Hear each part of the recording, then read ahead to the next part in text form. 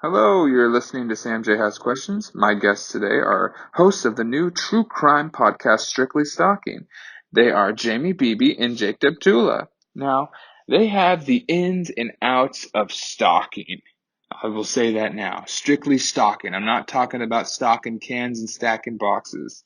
I'm talking about good old-fashioned stalking. Now, each week on the show, Jake and Jaimie will dive into unique stalking cases, interviewing stalkers, victims, and anyone involved in the case. I first met Jake and Jaimie through my job at Cast Media, where I've been editing this podcast. So it's something that's near and dear to my heart, spending time working with them and the technical side of putting out this type of podcast. Please go check it out anywhere you listen to podcasts. It is called Strictly Stalking. New episodes come out on Tuesday. Now, my interview, we go into why they started a podcast on stalking and the episodes that stood out to them, the guests that really, had an impact. And I wanted to get to the bottom of the question, why are these true crime podcasts so interesting to people? What about it is captivating? Because they're huge. I mean, there's tons of them out there, and people just flock to this genre for some reason. And in the interview, they say it's like a car crash. When you're driving and you see a car crash on the side of the freeway, you got to stop and look. So without further ado, let's enjoy the car crash that is Jaimie Beebe and Jake Deptula.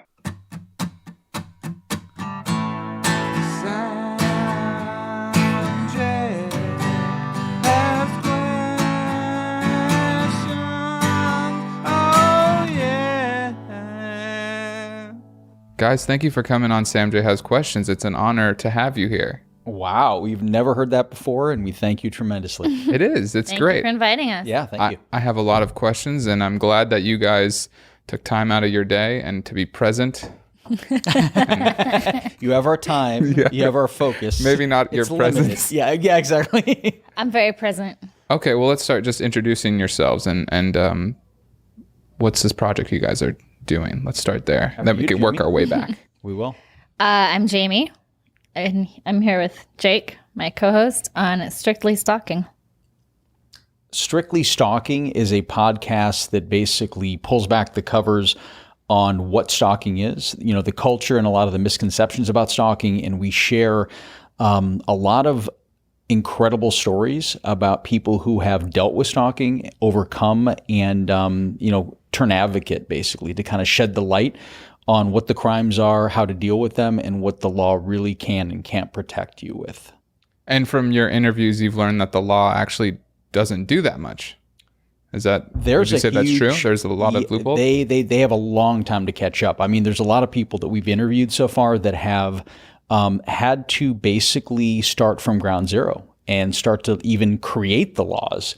And I think a lot of times the cops just don't listen, and the laws aren't adequate to keep up with what's going on, and the cops don't really listen, and they victim shame the victims. Absolutely. If you're being stalked online, they'll tell you to get offline. Like, that doesn't really stop a stalker. Yeah.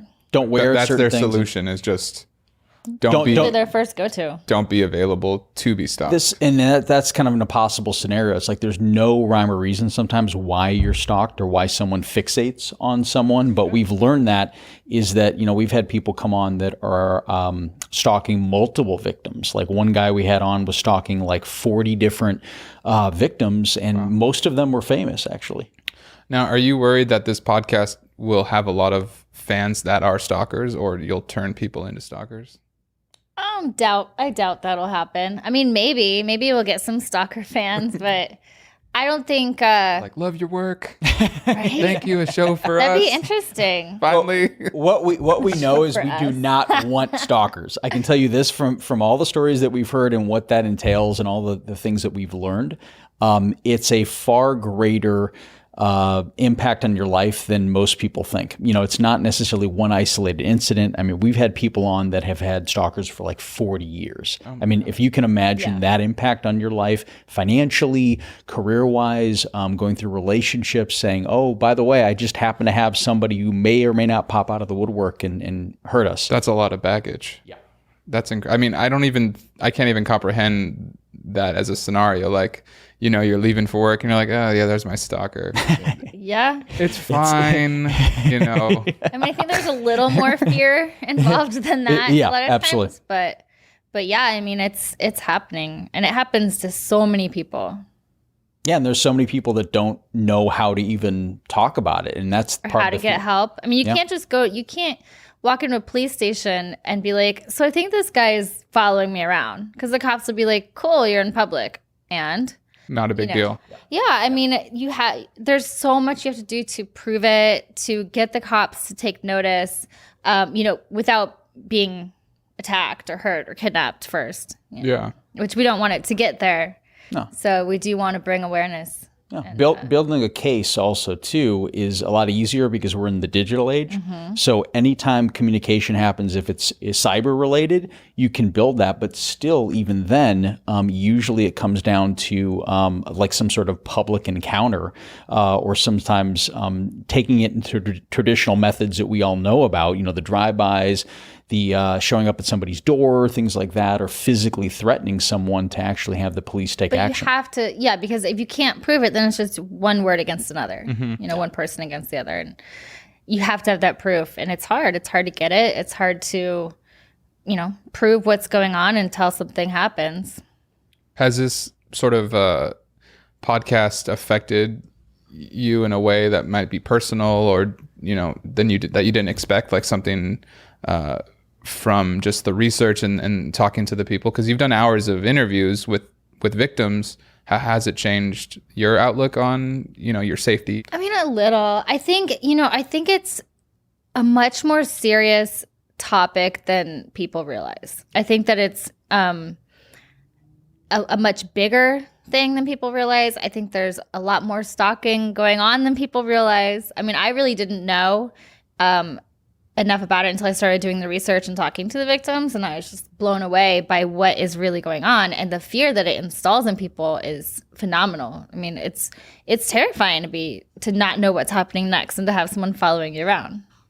I think that for me, it's not so much the impact on me, but the people in my life. Like I've kind of become a beacon go-to in some ways for people to ask me, well, I'm dealing with this. How do I deal with this? So I think I've become able to share a lot of this information with people. Like they'll come up, oh, you're hosting the show, what it's about. Jake, you love sharing information. I'm Mr. Information. You know that. Except with you, I kind of temper it a little bit because you're not big on my voice, but everyone else, you do tune me out. Actually, there's going to be our podcast. You're going to have a selection. It's going to be multiple choice. You can have together, Jaimie or myself. We'll see which one gets the best rating. Choose your own host. Choose your own host. Wow. Yep. Well, where did you guys meet? Where did this? The reason I'm laughing, there's a couple degrees to this, but Jaimie, you want to start the story? Yeah, no, it's actually, okay.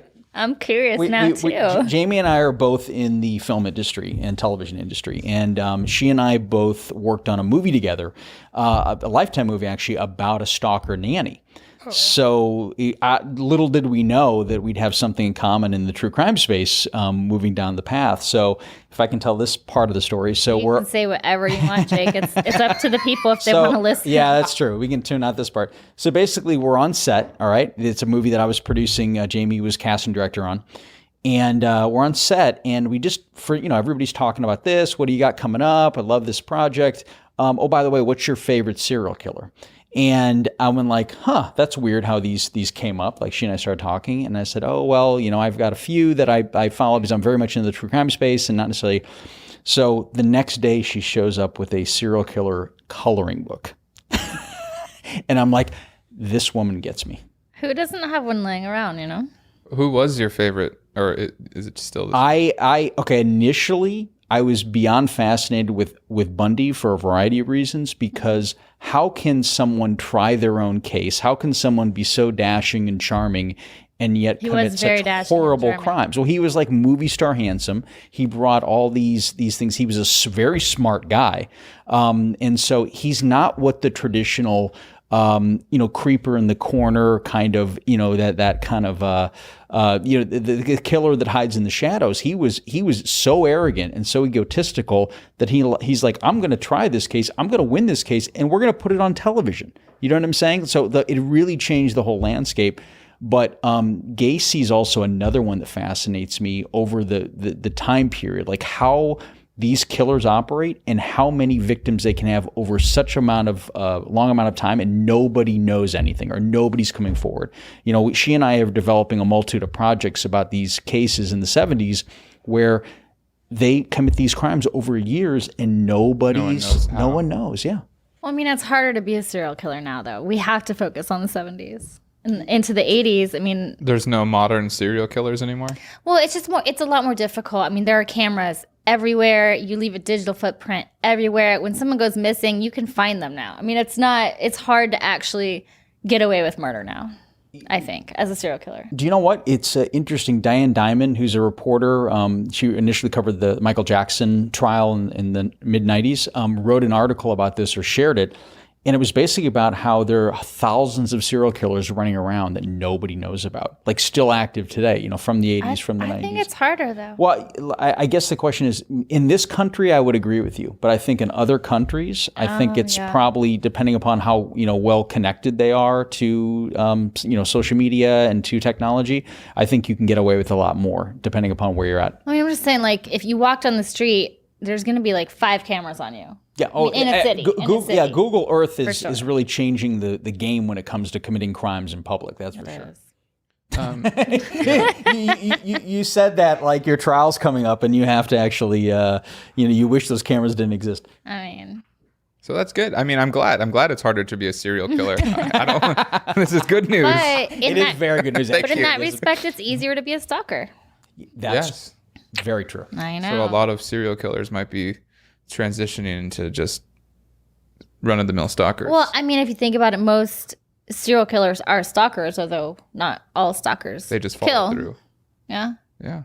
I mean, because most serial killers, they have a type, they have someone they do watch for a while, and then before they kill. Now, this sort of genre of podcasting, the true crime, I guess even before with like the TV shows, it's always fascinated me the popularity that it's gotten in the last maybe 4 years with like My Favorite Murder and just all these like serial podcasts.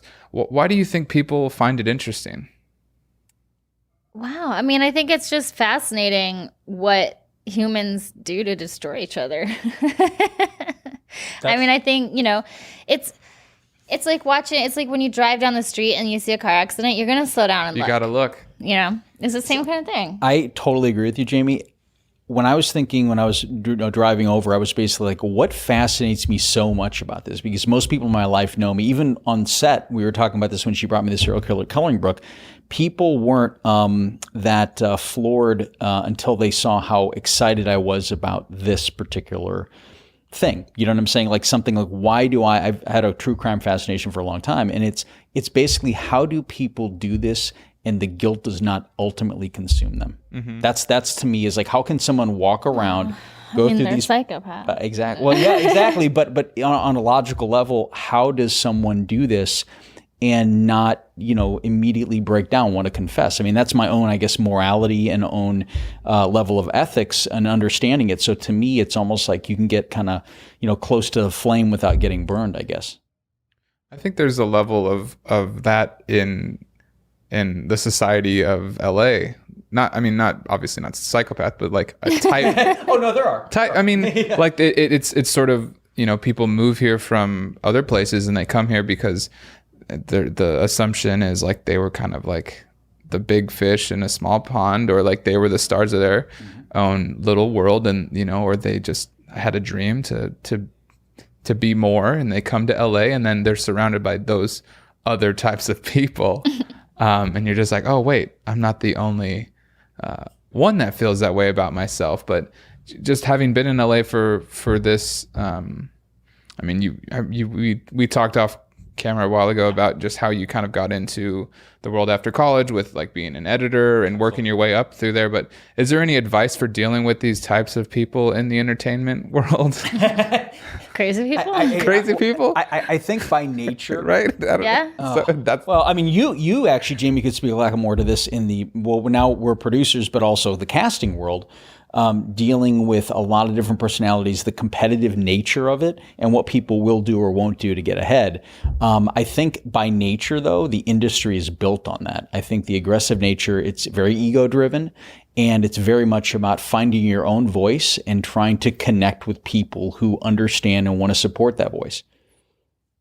Yeah. So, what is your, finding people who want to support your ego and they want to make money off your ego. How do you find those people? Are you looking for just advice of managing that, because at a certain point you have to have a big enough ego to even try to do this in a way. And I'm always worried, like, the line between delusion and talent is very thin. That line is gone for me. The delusion versus talent. Hollywood, like, I always think of this. I don't know. So what are you? I can't even give you no comment. No comment. No comment. I She'll plead the fifth on I think a lot of talented people are delusional. Yeah. Yeah. Jake. Yeah. Then who you said? Does that mean you admit I'm talented?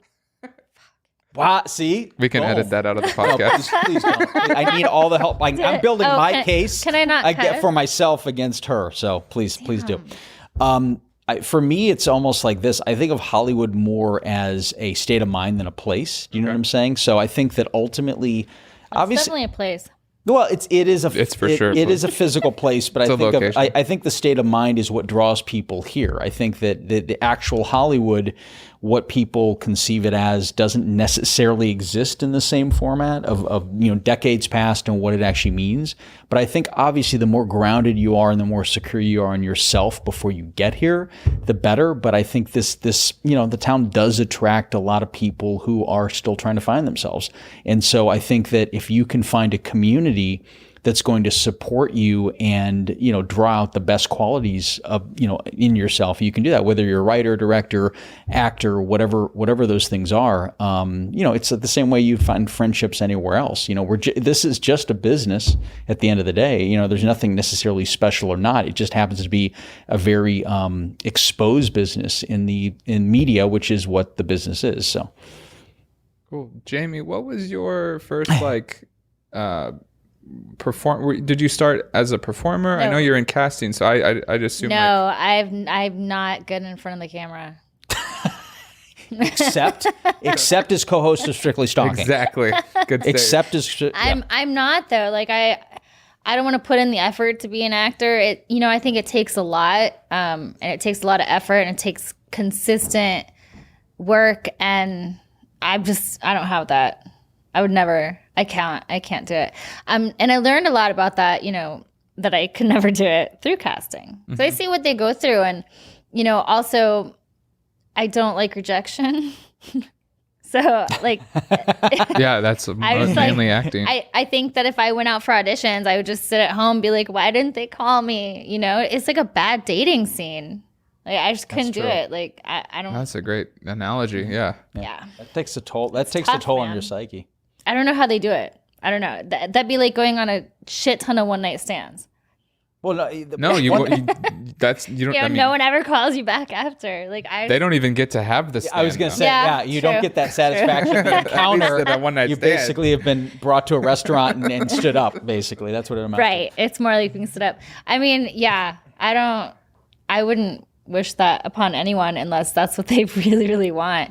Yeah. And working with actors, I mean, that is what they really want. And there's no such thing as like making it overnight. These people have worked for years and years and years and years and gotten told no over and over and over again until they did get a part after all the other parts that was like a little bigger than that part. And then they get some recognition. Mm-hmm. So, what was the question? You answered it. No, you answered it perfectly, for sure. That was good. And is there something for the people that are listening that might be like in the industry as an actor, like something that separates the people that stand out when you're casting something and the people that you're like, oh, this person's a joker, or is this for real? I mean, a lot of it is all the same. Maybe like obvious things that people forget. Yeah, I mean, you need a team. You need an agent and a manager. You need, people behind you to pitch you and to help you. And, you can't let it get to you. You have to keep going. And like, don't do stupid shit. Like, don't do stupid shit online. Like, don't post stupid shit online. Because especially nowadays, before I make an offer to anybody in any film, I look them up. I see what they're actually like online, what they're doing, what they've done, you know, and your past is going to catch up to you.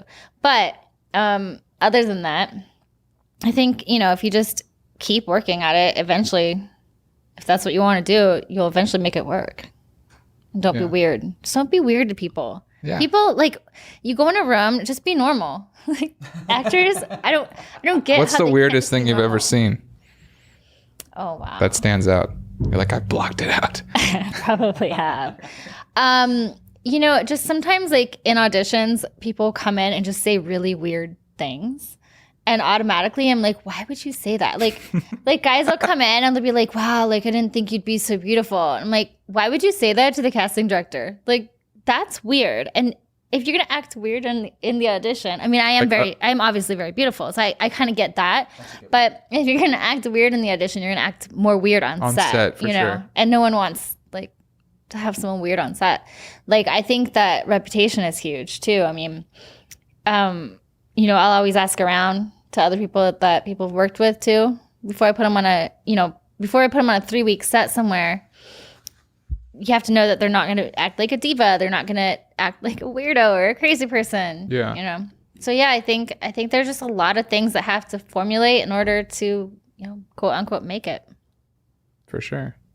Is there a more of an effort to get, like, at least that you think about when you're casting, like, basically people of color and not just casting white people in projects? Is that something that's sort of being done on an effort on, you know, is it now a thought like, hey, we should try to get what people actually look like and that are watching this, and it's not just the same type of people? And that's what I'm curious about casting. Like, I do think that is much more prevalent, luckily. I like to come up with things that are out of the box. Like, I like to put you know, not necessarily an actor in, but like, let's see if we can get a rapper or a musician or something that wants to be in this film, or let's see if we can, you know, not everyone has to be beautiful cookie cutter CW, you know, like, I'd rather have real people, like real looking people on a set,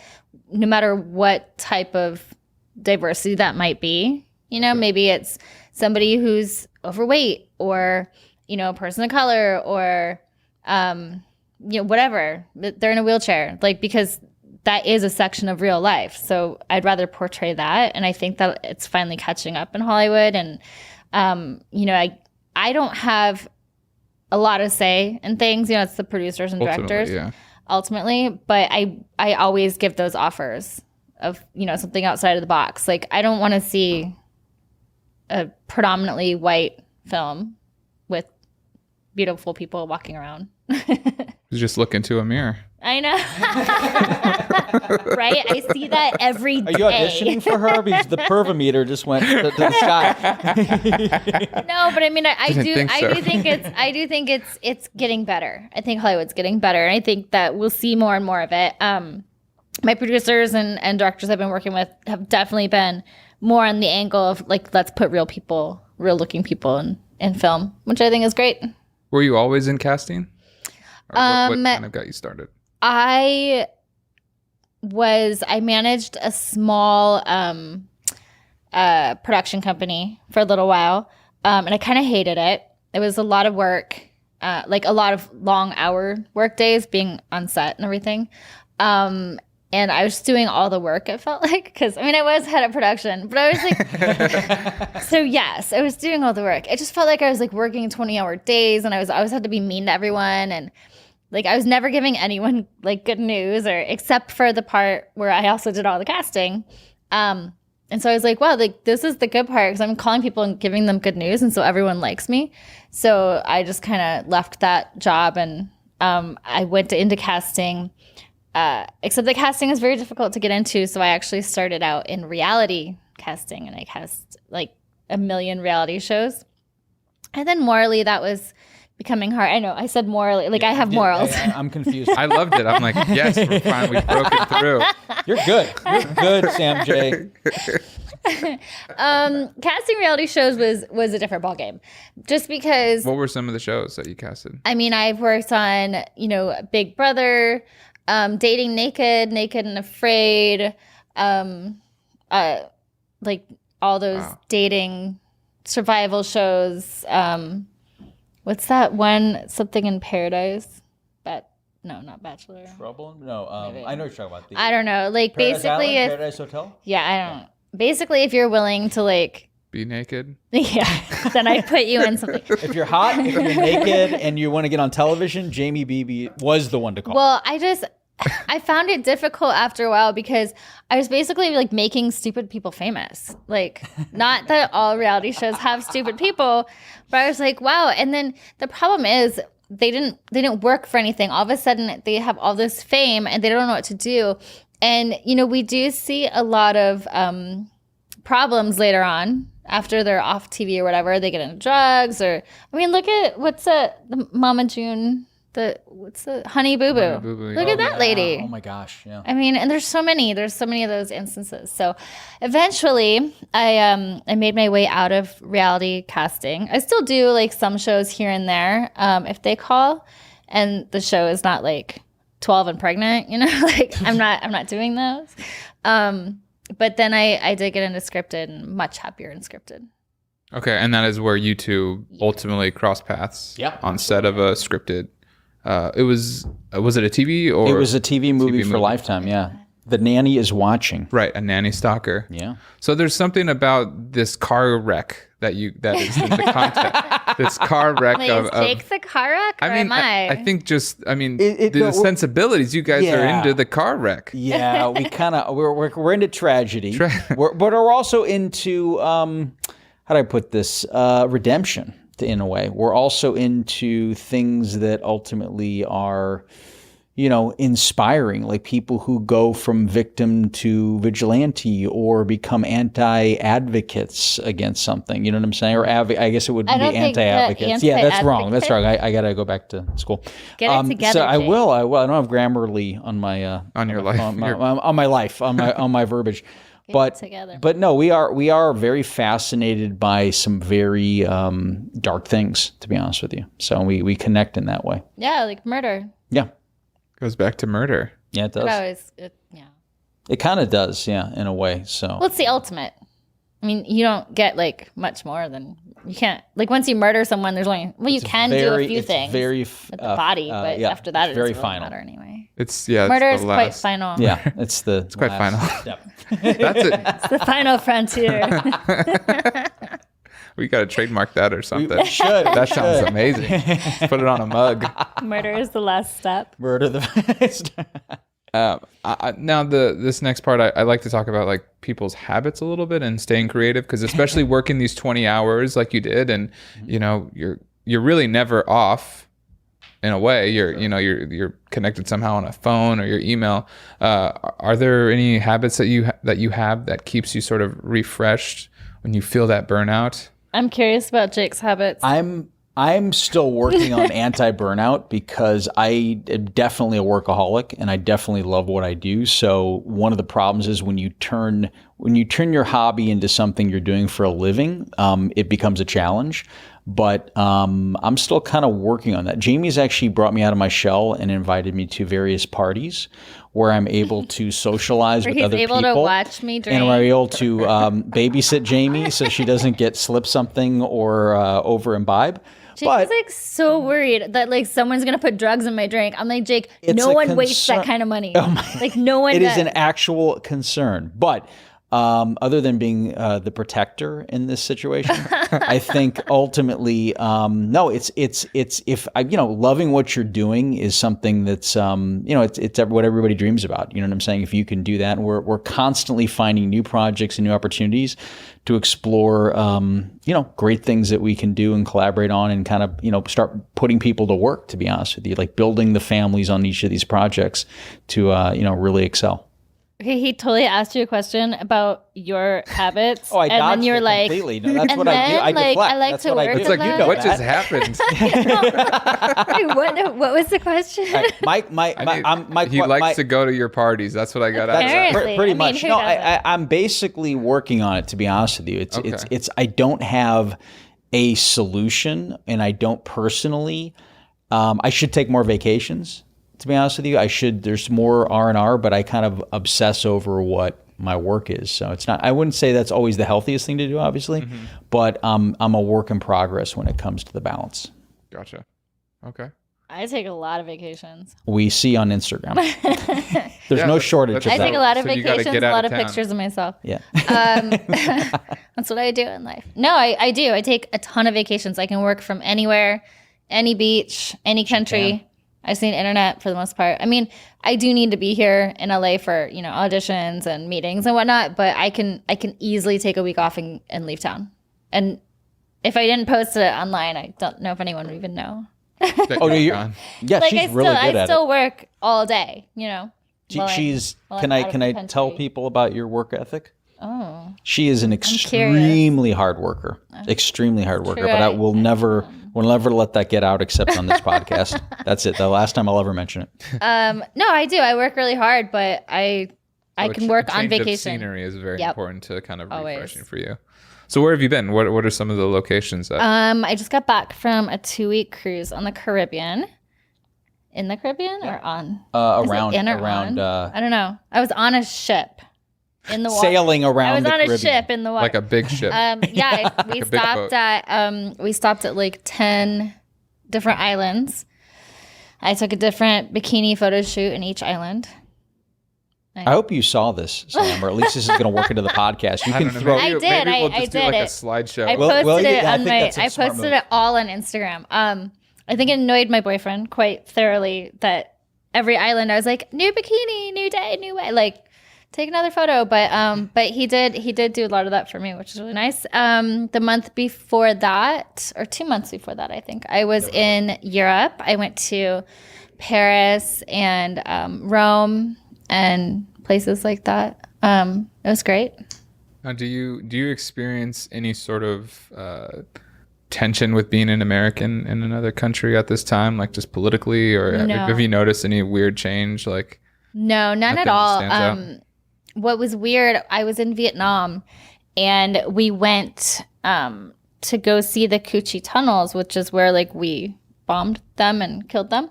So it's now a historical site that you can go visit. okay, So we went out there and they made us watch this video before we were allowed to go in. And it was like the craziest propaganda video. Like the thing, like they were like the mean or the horrible Americans, the evil Americans were raping our children. And I was set. And they forced us to watch it because we were like, can we just go? And they're like, nope, you have to stay and watch. So we watched this whole video about like the how evil long was it? Americans. I'm gonna say it was like 20 minutes. And in the end, they're like, and then we won the war and the evil No. Americans went home. And I was like, You're just cool. I mean, have a that is question? how they see it, and that's fine. It was just so interesting. But That is really- I've yeah. never felt anything in any other countries. I mean, and I love it visiting other countries. I think it's great. I like Southeast Asia. I think it's my favorite. that's on my list. I've never been. Yeah, I love it there. Cambodia is amazing. And I really loved Vietnam too. There's just like such an odd thing that they like forced us to watch this crazy video. Whoa. It was interesting. I mean, I learned a lot. I learned a lot from it about the evil Americans. And I mean, I sure they see us as that. And they have no reason not to. So Yeah. we were pretty evil. kinda- I mean, I'm not a big fan of war in any form. So murder is fine. Of course, yeah. But you not know, a lot only of when you're murder. like, right. Enough. Like one-on-one murder. Yeah. But not. Unless you work with a partner. there are some partner murder. Yeah, but I pitched you that idea I had based on the Oh. vacation Yes. thing. So yeah, there's some. Are there any interesting things. team stalkers? Tandem Oh, stalker? yeah, there's For stalkers? I don't know. accomplices or this For whole stalking, though, I think true it's crime more is of a littered one with person. accomplices. For stalkers? There are some cases of that, but they usually end in murder. People They start with stalking. people stalking together? Well, think about it from, if you get online, there's like groups that kind of start to cyber stalk people. Okay. So the I guess I see that more as bullying. Yeah, well, bullying, but there's certain forces and organizations out there that group together in order to cyberbully, to stalk. So how does it feel you guys are going to be public on this podcast? Does that worry you at all? No, I don't get worried. I mean, to me, Jake worries about a lot of things. No, not necessarily. I mean, anything. I worry about her. That's about it. So basically, anything that I can't control, I'm not going to worry about. To be honest with you, it's like ultimately what we're trying to do is shed light on the crime of stalking, and also provide a safe haven for victims and guests to tell their stories, basically. And a lot of, again, victims is probably the wrong word to use in this case. It's more about people who are just survivors, and they want to be able to communicate what happened to them and how they can help other people going through the same thing. So we're very proud of giving them the venue and the avenue to do so. So, I mean, I think that ultimately our goal is to help other people in the situation, to, like we said, bring a huge awareness to this topic, because there's people that really don't even believe that stalking is illegal. I mean, it is, but it's like when you don't have an actual, when they haven't reached out and touched you or something, it is hard. So we want to just bring that awareness and give people a place where they can be safe to tell their stories, where they can reach out and get help that they need, and hopefully educate the police as well. Law enforcement has to come a long way. I mean, they have come a long way, but it usually takes, unfortunately, some pretty drastic cases to change these laws. And a lot of the people that we've interviewed are becoming those advocates, which are tackling and setting up initiatives to basically make the laws to change and put into effect more severe anti-stalking laws. How has the reception been from the people you're interviewing? Because you're contacting them. I don't know do they all know each other? Is it a community? Like, that's some a good of question. them do. A lot of people that are working with the laws to help change the laws and stuff, they do know each other. They all kind of work together. I mean, there are anti-stalking groups and things like that. Some people that we've reached out to don't want to share their stories, which is totally understandable. I mean, it depending on what happened to them. And, we reached out to a lot of people that were in the news, so they've already given enough. Media exposure's already. Yeah, or they just, they're just done with it. It happened a few years ago. Or, the other thing too is they don't want to anger their stalkers. Like, let's say their stalker got out of prison 3 months ago. They're gonna come. It's not like a pedophile is just gonna find any child. Let's say that's such a bad example, but a stalker is who a stalker. But you know who a stalker is gonna go after. They're one person. Yeah. Well, also too is that so many people. There's so many misconceptions. Like, once the stalking ends, the story's not over, and that's one of the things that people talk about is like, oh well, someone's online. Oh, he's stalking me. This and that. Well, that's really what searching is, because they know about it and this and that, and try to basically differentiate between what real stalking is versus somebody, following you or adding you. I mean, this is how social media is set up, is everybody's set up to follow and to like and to literally be able following people, it's basically a tracking device. You know what I'm saying? You post this. So we've learned things like don't geotag. You know what I'm saying? Post pictures the next day. Don't post. I do. You post, exactly where you're at, when you're at, come meet me for a drink. But it's a pretty severe thing if you're dealing with an actual stalker. It's a pretty, difficult thing. Yeah. I mean, we can even go a step further, and everything that you search is kept somewhere. Every friend of your friend is kept somewhere. Like, these sites are stalking us and giving our information over to advertisers who are Sam, this is a very scary thing, because most of the information, like just by owning a phone where information is just, coming in and going out, where's this information going to live? I don't even think the people that are gathering it know yet. You know what I'm saying? Down the road. No, I'm being serious. Like the next generations, when people have kids and all, like there's so much stuff here. And when Jaimie was talking before about, try to conduct yourself with the best behavior and all this stuff like that, it even goes further than that because of everything you've tracked, spending habits, what you're watching, what you're searching, what you're looking at. Everybody puts in, there's a private feature on your phone. Like, oh, I'm going to search something private. That's not really private. It's the same way when people thought. No, it's not. And when people thought like Snapchat, it disappears forever. And then somebody had some site that says, nope, we've got all your files here. Wait, really? Oh, yeah. Yeah. I mean, anything you do digitally, is being saved, tracked, stored. That's the one thing is like, I try to conduct myself, to live as if I'm being watched all the time. It may be a ridiculous way to do that. I may think this and that, but it's something that, you kind of have to conduct yourself that way because, everything from Alexa to our phones to conversation with Jaimie that are supposedly private on the phone, they ain't. I have nothing. Terrified. That was our goal, actually. And that's probably a good segue for our podcast, actually, to be on the terrified part. If you're terrified and you want to know how to not be terrified, listen to Strictly Stalking. Yes. Watch Strictly Stalking.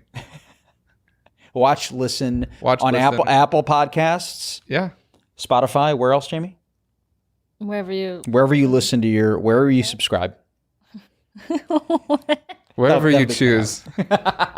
Wherever you. Yeah. A couple last questions. One, I think I asked you about like what stood out in the podcast. Is there any particular guest that you had that really was, the most impactful? Well, we were able to talk to a stalker. That we did. We did a phone interview with him.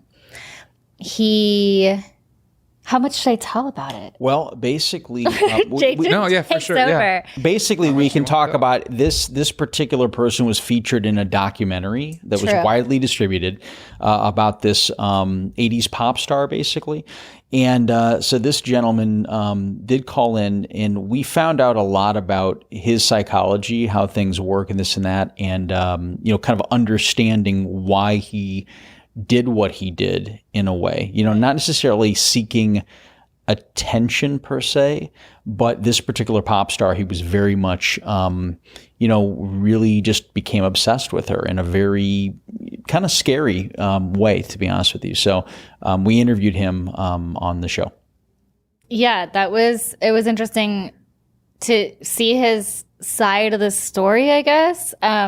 He was confused, I think, about some things. But I don't think that she feels that he's violent. I mean, she doesn't have restraining orders. Well, basically, she's kind of this is the irony. She's kind of given him boundaries to follow, and he has followed them in order to gain access to her fan clubs, her access. It's a pretty complicated thing, but for us, I think what it did, and this is what is showcasing the psychology just beyond the headlines, just beyond like what people expect them to be. What stalkers are, and not necessarily obviously gaining any excuse or sympathy, but putting them in a situation where what was really going on inside their heads during this time. Because there's so many times it's always a retro. You know what I'm saying? It's like, well, this person did, like, maybe we can get to these things before they get that far. You know what I'm saying? Like really assess the mental health and the capacity of these people in order so they don't go down that dark path. Yeah. To prevent that sort of stuff from happening. Yeah, absolutely. I love that you guys were able to talk to a stalker. Like, that's the coolest thing. It was interesting, and we talked about it for a while. Like, should we promote that? Yeah. Should we have that on the show? And I think in this case, we were unanimous that it was fine, basically because she has given him access to her. Like, they are friends now, I guess you could say. Yeah. He's allowed to go to her shows. He's allowed to go backstage and say hi at the meet and greets and stuff. I see. Yeah. But I think that he does have a mental illness. He has Asperger's? Asperger's. If you see the documentary, it basically kind of outlines a lot. And what we did is to kind of take it one step further to really understand where he's at now, what kind of help he's received, and what kind of relationship that he has with her. I mean, the number one thing is that people say is do not acknowledge your stalker. Do not engage. Do not, completely, anybody sends you something. And you'll hear a lot of these cases within these, within the episodes that we have coming up. It goes all over the gamut. But this particular case is a kind of a sensitive and a unique one in a way that this person was able to get through this, deal with it, and then, set her stalker up with some boundaries, which is, again, very unique. Mm-hmm. Yeah, to say the least. Yeah. So a celebrity stalking case is a little bit different because you go, well, the celebrity, you're in the eye of the public, so you kind of get whatever is the effect of your celebrity and popularity. I mean, I don't think that should be an excuse for stalking. They are stalked just as much as anyone else. Surprisingly, I don't think a lot of people know that, but that's what makes the news. So we are able to use the celebrity stalking cases to change the laws and things like that, because it does make the news and it's sensationalized. But stalking occurs with every type of person, every type of lifestyle. It's nothing that the victim ever does or who the victim is. It's literally anyone, anywhere, at any time could be a victim of stalking. There's no rhyme or reason to it. I mean, why people, and that's the one thing that for us is like trying to figure that out. You really can't figure it out. You know what I'm saying? People just pop up out of nowhere and all of a sudden they fixate on somebody and, start to stalk them. Wow. There's all different kinds of stalking and stalkers. Some people are very fixated on, quote unquote famous people or whatever. Some others stalk a love interest that they could never be with, or a love interest that they once were with, or a coworker, or it's really just random kind of. Yeah, there might be something about this person makes them feel good in a way, right? That I feel like that's the core of it. That could be an aspect of it. There's a lot of mental illness involved too. Yeah, absolutely. So they think things are happening that aren't happening. It's an alternative universe kind of that they live in. One of the women we talked to, her stalker showed up with an engagement ring, and she had never spoken to this person. Wow. But this person thought they were in a relationship and showed up with an engagement ring to propose. Yeah, flew in and the whole 9 yards. Wow. Yeah. Can you imagine them at the ring store? Like, tell me about your fiance. She's the best. They met one time, for an instant, and she didn't even remember. It was like years before, and he'd never seen her after that. That person. It's interesting. It's like this. It's like you meet someone, and the story's in the room, right? But their story, they create these fantasies. They write letters and journals, and in their head, there's an alternative story playing. So they're not even acknowledging that, okay, well, I connected with you. They're making up the words and the feelings and everything that you have said, and they're going by that. And they're taking it on another... 100%.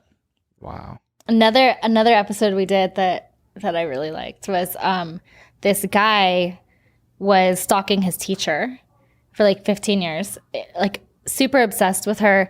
And he went under her house and cut a hole the size of his head under her bed. And he would sit there with his head under her bed. And popped up through the hole like a whack-a-mole and listen. My God. And listen for like days, nights. He would just sit there and listen under her bed. Who the fuck doesn't look under their bed? That's like 101. Really? No way. You will now. Can you imagine though? You look under there and he's just sitting There's just like a hole. You're like, what the hell? He'd probably place the floorboard back when he was done. But can you imagine just looking under your bed and all the things that you do in your bed and you think you're alone? And there's just a head, someone there? Yeah, just a head, just sitting there, like popped up, listening. Isn't that creepy?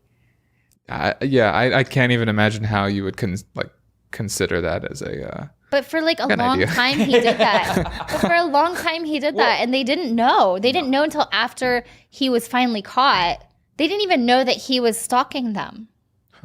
She did not know that she had a stalker. And he was like in what, 8th grade? And it was in the 8th grade, and then he stalked her for like 15 years after that. And she never even remembered him from all those years before, and she didn't know that she was being stalked. He would follow her everywhere. This was like in the 60s, 70s, so there's before internet, so he physically would follow her. He'd sit next to her at church. He would follow her to the grocery store and just walk behind her, literally, and she never noticed. When he finally confronted her, she didn't know who he was. Right. So imagine him, 15 years in his head, creating all these fantasies, all these scenarios. He's seen her every single day. But when she sees him, she does not know who he is. Right. That's got to feel pretty bad. Yeah, on every level. We had such a connection with me under your bed. Well, and he ended up kidnapping her and her daughter and killing another child in the process. Okay, I'm bummed I joked about that. Yeah, no, it's well, no, you can cut that out. It's a pretty famous case, actually. Yeah, but no, it's a really famous case. It's just crazy, like who hides under the bed, like The boogeyman. Yes. Yeah. So if we can take anything from this episode and from under your bed. the future episodes of Strictly Stalking is look under your bed. That's like scary shit 101. Like, like always look under your bed, right? I've been doing that since I was a little kid. I will go home tonight and I will look under my bed. And if there is a man with a head, I won't know what to do. I really won't. I just say, well, you got me. You win. Yeah. Wow. Yeah. And he was just like this like chubby Asian guy with like big thick glasses. Can you just imagine? He's just under there. And he somehow found time to run a successful electronics business. No. Yeah. Oh, no, I'm not kidding. He was actually one of the first people who was the advent in VHS technology or beta technology. But he ran a very successcul electronics business. So he was still able to, time organization. He was functional. Time management. No, but this is the we talked about this too. Is where do they find the time to do all this? It's almost like it's a second job. You're living your life and living someone else's life at the same time. That's exactly it. So yeah, it's a lot. It's a lot of work. Yeah, all those people out there trying to get back to the gym, making excuses, not having the time.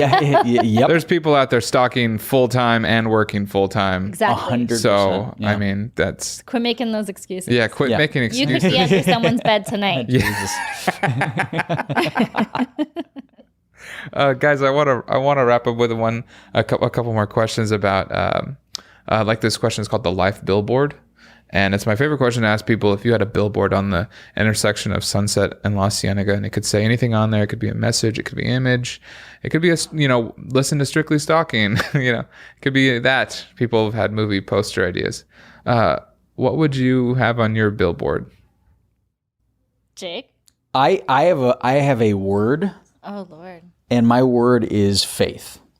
I think ultimately I believe in the faith of humankind. I believe in the faith of what we can do, and I ultimately think it's something that more people need in their lives, to be able to just believe. You know what I'm saying? Like just to be there and embrace that. Great. Faith. Well, that sounded really good. I'm glad you went first. Very well rehearsed. Follow that. I mean, I was originally going to say like I'd put up a rad photo of me. No, that's a good answer too. Yeah, I mean that is probably what I would do. That's it. Maybe photo my dog. He's really good looking. I have a very handsome dog. Cabo's gorgeous. Yeah, he's very very handsome. Could we combine the billboards since we're partners, business partners? Yeah. You So can what? combine them. You want to put a picture of me in a bikini and then just the word faith? Yeah, sure. All right. Is it like split in half? No, it's absolutely split in half, of course. Yeah, There'd I be a don't line know. drawn between it. I think it'd be cool to have just a photo of me on a billboard, but yeah, I guess that I could think of a fantastic. I'm just trying to merge the ideas. That's what creativity is all about. It's taking the best of both worlds and putting them together. So. Yeah, I don't know.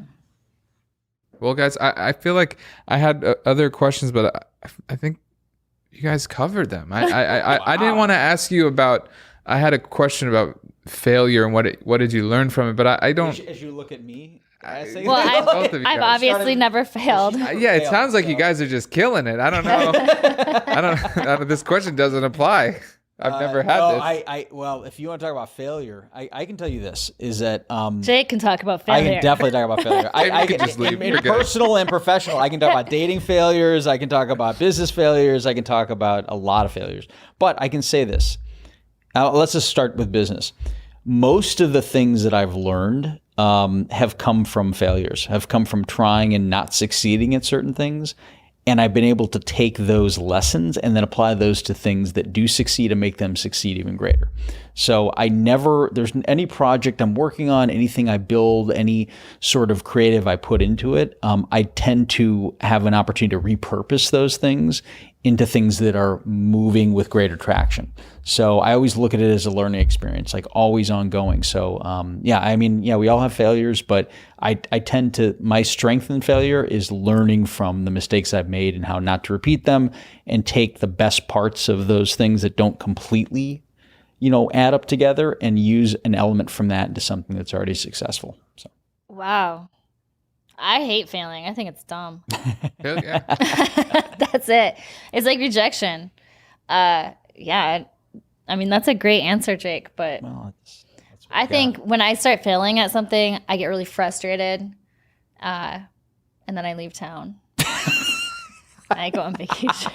Jaimie, you were on vacation 49 weeks out of last year. So I'm really concerned about our business partnership right about now. No, I mean, I like your answer, but I just like that shit's just not realistic for me. Like, failing sucks, and it frustrates the shit out of me. Can I cuss on here? No. I think I already have. Is there an E been. next to your podcast? I didn't check before we got in here. Beep, beep, beep, beep. Right? Right? I mean... So failure sucks. So you avoid it. So you're planning out to not fail. You're very organized in that sense. No, that's great too. Yeah, basically. No, I mean, I fail all the time. I fail at stuff all the time, but it's a hard thing to learn from and get over. I mean, I guess that's what you do. Everyone tries to do that, but it still blows. Yeah. That's my thought on failure. Another failure? Let's go to Vietnam. Hello, Vietnam. Wow. Basically. I don't know if we should use Vietnam as the example for that. Yeah, we might want to be politically. Yeah. Is this a political podcast or not? It is now. Jesus, Jaimie, look what you got us into. Yeah. This has been great. You guys have answered all of my questions. Wow. What an episode, guys. I hope you enjoyed that. Thank you for listening. And I have a show this week. Anyone wants to come out and see some comedy this Wednesday, February 5th at 8 p.m. The Pack Theater. We'll be joined with Brutus, the other sketch team, and check out Royale. Thanks again, guys, and we'll see you next week.